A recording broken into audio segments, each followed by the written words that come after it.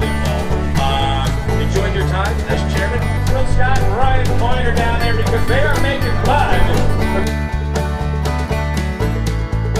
This is the Spec Mix fastest trowel on the block contest, and all these teams out here just racing. 6, 5, 4, 3, 2, 1. Now, I have been to expos and conventions before.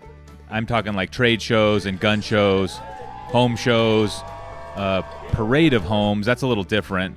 But I did go to the World Expo in the year 2000 in Hanover, Germany. That's probably the biggest of all of these types of things. They have millions of guests from all over the world.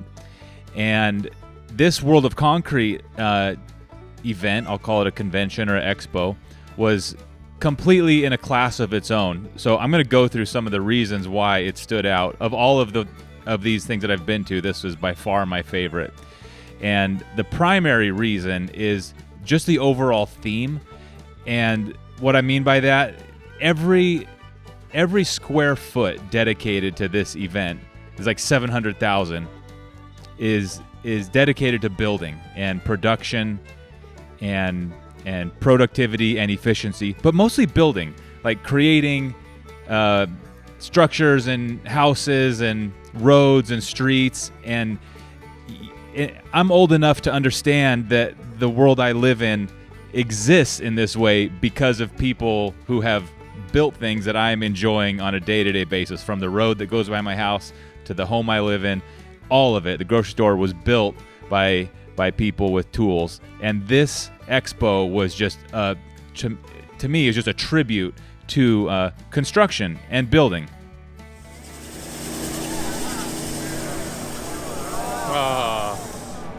Bumped off a tennis ball at the end there, dang.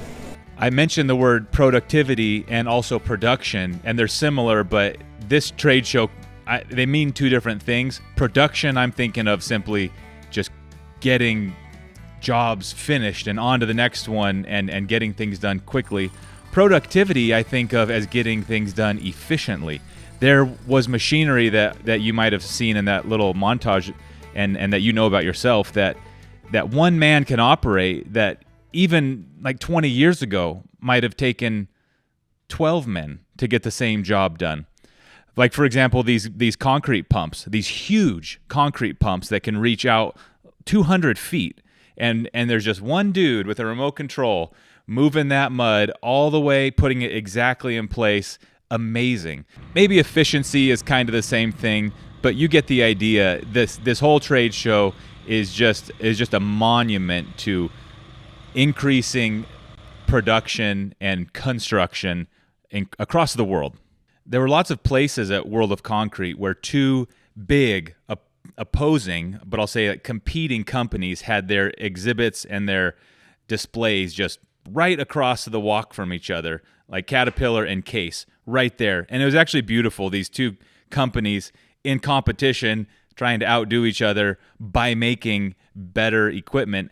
And that was certainly a theme across the whole expo, because there was a lot of redundant equipment, different people making better versions in different ways and upgrading. And this is what increases the productivity aspect and such. But it actually hit home like halfway through for me, because I was kind of strolling around feeling like I had at least a moderately unique reason to be there. For the last few years, we've just been making YouTube content primarily, and so that was a little more novel. But like halfway through, actually when I was at the Kubota dealer, that was the first time the guy mentioned, and he mentioned that Stan Dirt Monkey, can't remember his last name, but he's got a great channel all about landscaping and concrete and pavers and construction and property maintenance, and he was a huge fan. He's like, oh yeah, he's here somewhere. And instantly I was like, I remembered his videos, and I kind of had that same feeling of friendly competition. Like, oh yeah, there's another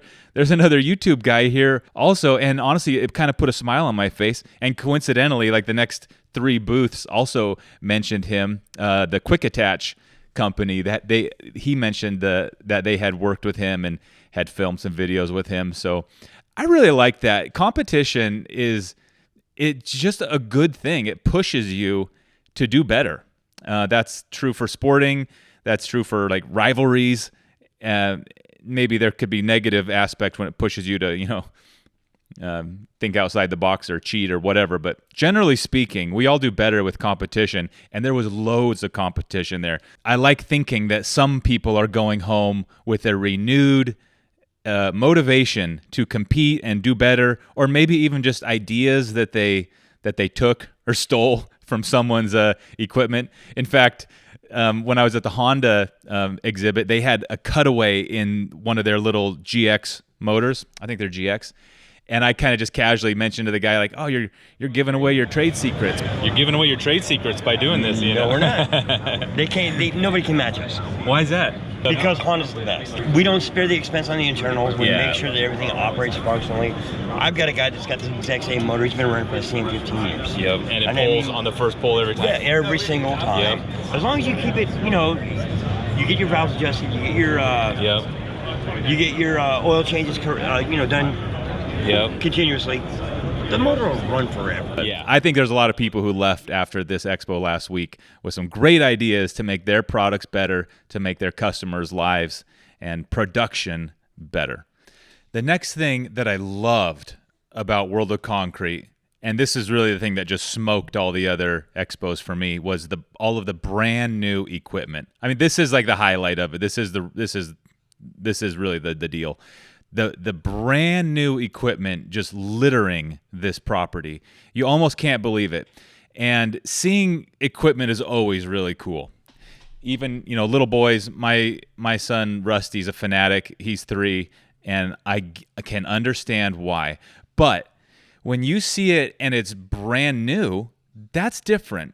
And when you see like competing machines brand new, like across the walk, it's just different. For me, it kind of moved the spotlight from the work. Like when I see Brian Reynolds, our excavator here, working with his equipment, it's all really great and fun to watch. But the spotlight is on him and the work and that side of the aisle. At World of Concrete, with this brand new equipment, when I'm looking at it through different eyes and thinking about the engineers, the manufacturing, all of the who knows how many like meetings of people sitting around and brainstorming how can they make this equipment even better, all the collaborations between all of their suppliers, making all the little components and optimizing them. And yeah, oftentimes at World of Concrete, this equipment was parked like on carpet. They would roll out carpet. So it's a totally different setting, and it caused me to kind of look at the equipment with different eyes. And I just loved that. And then again, and then the other fun part of it is being able to walk through like the concrete pumps. I can't remember the two companies, Schwing and maybe Putzmeister. But sure, same thing. Like this equipment, beautiful, huge, in competition. And actually those concrete pumps in particular, I'll say, that might have been my favorite part of the whole thing in terms of individual displays, because they were all probably on their way to their end user. They had been painted or wrapped with the company's logos and branding. There was one in particular, it was called like Bigfoot Concrete Pumping. Just beautiful. And like when I was looking at that, I was thinking about the designer who designed all of this wraps and the way that the logos sat on the truck. And I would never have thought too much about that on the job site, but at World of Concrete, those I'll say trades, but it was a place where those skills were a little more visible to me. Next item, and this wasn't as dramatic, but I really did enjoy seeing companies and people from so many different countries showcasing their products. Lots of Canadian companies, German companies, Italian company, this crane company, which hopefully this guy will be on the podcast to show their products. They're really neat. Certainly Chinese companies and Japanese. The only Japanese company that I know of was probably I keep saying my favorite. There are lots of favorites, I guess, but this Japanese little booth had a rebar tying robot, and they had the robot there, and it was just kind of moving around their booth, tying rebar. Just amazing. And I also especially like those guys because they really liked. My baby was there, James, in a stroller, and one of their reps was a big fan, and he came and found him later and called him not Master James, but something. He remembered his name, and so really sweet guy. And the robot was amazing. And this felt like I don't know, you say classic Japanese, taking their expertise with electronics and applying it and moving it forward in concrete. Really cool. After I saw that machine, I went home and I was just reading more about it. It's not the first one. There was one last year or a couple years ago at World of Concrete, a much bigger one that's doing a great job now, tying rebar on bridges and stuff. But this one is like the size of a lawnmower, and it just drives right on the rebar, just tying as it goes. Pretty cool stuff. Seeing the spec mix bricklaying contest was great. This is like the sporting event of masonry. It's like the Super Bowl for them, and it's no joke. These teams are coming from all over, and you look at the Masons doing it, and I don't know how else to describe it other than they look like athletes. It looks like the difference when you're playing like basketballs with your buddies, and you're having a really good time, and maybe you got a buddy who's really good. But then you see a pro, like you go to a game and it's just, you can just look at the guy and say, oh, that's a pro. These guys were just lean and so strong, and they were just flying. I always have thought, not maybe always, but a few years ago, I hired some masons to build a block wall at my storage facility. We made a video about it, and that was the first time I got real up close to masonry, and just have nothing but the utmost respect for these guys lifting. They're strong, and it takes this like kind of delicate touch and tough hands. And it over the length of the day, the guys who are more efficient with individual movements are not only laying more brick, but they're wasting less mud. Anyways, much respect to the masons and the bricklayers. And this was it's a perfect trade to have a competition like this. So that was really fun. Now, all of the big hand tool companies were there: Milwaukee, DeWalt, Bosch, Hilti, Makita, and all of their exhibits were just massive. It was like these little, I don't know, like a community, and just it was impressive. I didn't expect that when I walked into the Makita one, I just had this like feeling of like coming onto a home court almost, only because that's the kit that I use and have used. I remember when my dad got the Makita drill when I was a kid, one of those first ones back in the 90s, and that was the first one I saw, and I was thinking, that's amazing. And later in my life, I had a friend who this guy really respects. I respected then, I still do. He had the white Stormtrooper Makita impact driver. And anyways, I ended up getting that same set, and I've had Makita ever since. And I thought about that the whole rest of the night, kind of how easy it is to get attached to these brands. I don't know why. They all kind of do the same thing. And I'm not saying it's good or bad. I'm just saying it's definitely real. I didn't expect that. And then the other maybe most important reason I felt that way was the guy that I happened to chat with there was a fan of our videos. And he was one of the few people at World of Concrete that I ran into who had seen any of them. And he not only had seen them, but he like recommended the Skill Saw one to his son, and he was a fan of what we were doing. So it was kind of fun. I did not expect to feel a connection, but I did at Makita and a couple other places as well, like the Vermeer display. I've rented those machines from time to time, and we made a video about the stump grinder. And in making that video, we kind of researched their company a little bit, and so I don't know, I just it felt fun to talk to him after like thinking about him when we were making that video. And Kubota. And as far as Kubota goes, my dad has that little Kubota tractor, and there's a Kubota dealer in town here. And I'm telling you, if you live on 2 acres or more, you probably have a tractor, and your neighbor does. And if you're in Roseburg, there's a really good chance it's a Kubota. So I don't know, I kind of like seeing that display. And again, it's just fun to cheer these companies on as they grow and make our lives easier by making cool products. So that's it. I really had a great time. I don't know if I'll go next year, maybe, but I'm really glad that I went this year. I met a lot of neat people, lots of neat products. Hopefully some of these people will show up on our channel or on the podcast at some point. And if you have never gone to World of Concrete, you're in for a treat. I hope you'll check it out. Thanks for watching. We'll catch you next time.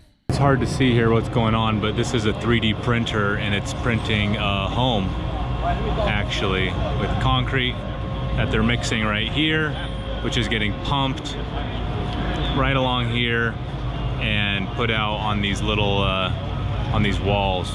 And it looks like the walls get filled with concrete afterwards, like as if they were block. I'd love to see this whole thing beginning to end, but it takes quite a while. There he goes.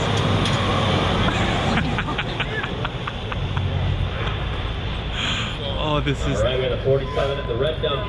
Hitting it hard right now. This is too funny. It's a dump truck obstacle course race type of deal. Wow.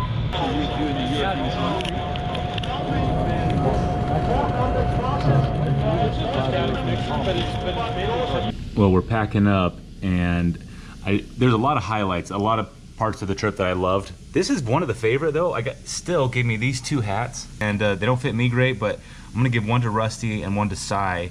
That's my son and my brother's son. These kids are cousins, they're the same size, and they are gonna look incredible knocking around the yard in matching chainsaw hats. So let's end the video with some of that. Now, what kind of hats are those? Chain hat. Chain hat. Are they good for bikes? Uh-huh. Show me. Let me see how fast they go. Good. How does yours feel, Cy? Good. Does it fit or is it too big? Fit. All right. Sounds good.